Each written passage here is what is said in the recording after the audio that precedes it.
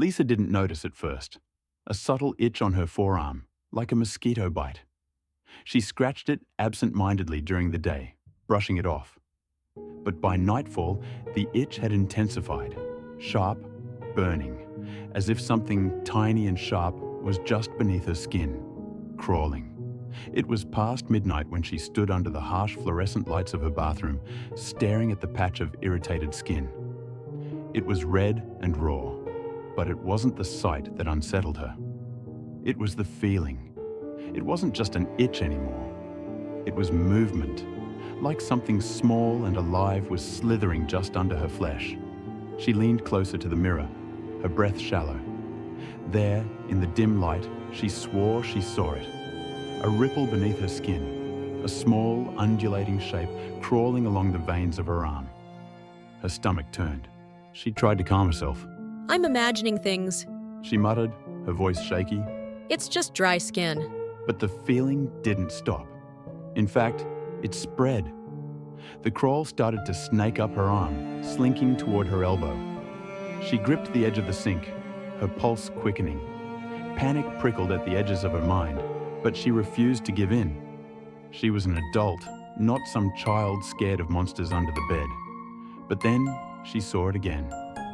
A small bump shifted under her skin, moving too fast for her eyes to follow. Her hands trembled as she rubbed her fingers over it. It's moving.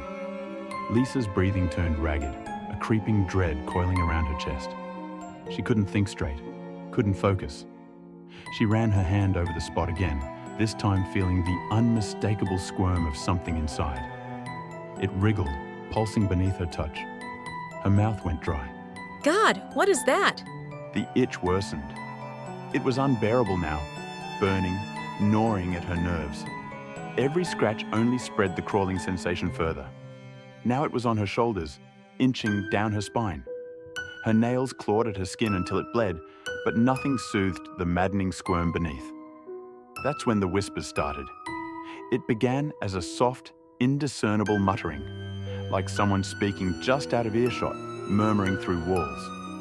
Lisa glanced around, wide-eyed. She lived alone. She pressed her hands to her ears, hoping it was her mind playing tricks. But the voices didn't stop. They grew louder, hissing like wind through cracks in a door, curling around her brain like a parasite. The whispers seemed to come from inside her skull, each word wriggling deeper into her thoughts. They're here, beneath the skin, waiting.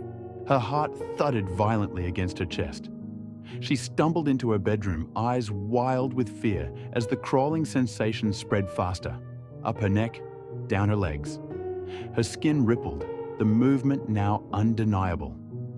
Tiny bulges shifted beneath her flesh, darting from one spot to another as if the things were swimming through her veins. She collapsed on the bed, clutching her head, screaming into her pillow. But the whispers continued, relentless, cold. The words drilled into her brain, echoing over and over. They're hungry. They're feeding on you. Tears blurred her vision as her hands moved frantically over her body. The things beneath her skin, there were more of them now. Dozens, hundreds, each one squirming, writhing, fighting for space beneath her flesh. Her skin stretched unnaturally, lumps forming and dissipating as they crawled inside her. Lisa couldn't take it anymore. She grabbed a pair of scissors from the nightstand, her breath ragged, her hands trembling. She knew she shouldn't. She knew. But the maddening itch, the endless crawling, the whispers, they were all too much. Her mind was unraveling, her sanity slipping like sand through her fingers. Without thinking, she pressed the cold metal against her forearm and made the first cut. Blood welled immediately, spilling down her arm in dark, sticky rivulets. But she didn't care. She sliced deeper, opening the flesh. And then she saw it, wriggling beneath the layers of muscle, slick and white. A long, worm-like creature, thrashing violently as it was exposed to the air. She gagged, bile rising in her throat. But there were more, so many more. Dozens of the squirming things, writhing together in a pulsing mass just under her skin. She screamed, dropping the scissors, but her eyes were glued to the grotesque sight. They crawled through her muscles, twisting and knotting around her bones like living parasites. Her body convulsed as she felt them crawl up her throat, pushing into her mouth. She clawed at her neck, gagging, as one of the creatures forced its way up, slick and slimy, wriggling between her teeth. She vomited, retching violently, but the thing slithered free, flopping onto the floor with a sickening splat, leaving a trail of blood and bile. Lisa sobbed, collapsing to the ground, her body racked with spasms. The creatures were everywhere now, crawling beneath her face, sliding through her arms, her legs. Her vision blurred, the edges of her world darkening as the whispers in her head reached a deafening crescendo. They live inside. They feed. Her skin began to peel. Slowly, methodically, the creatures burrowed out from beneath her flesh, tearing her apart from the inside. Her arms were raw and flayed open, strips of skin hanging loosely, her body hollowing out piece by piece. When they found her, she was unrecognizable.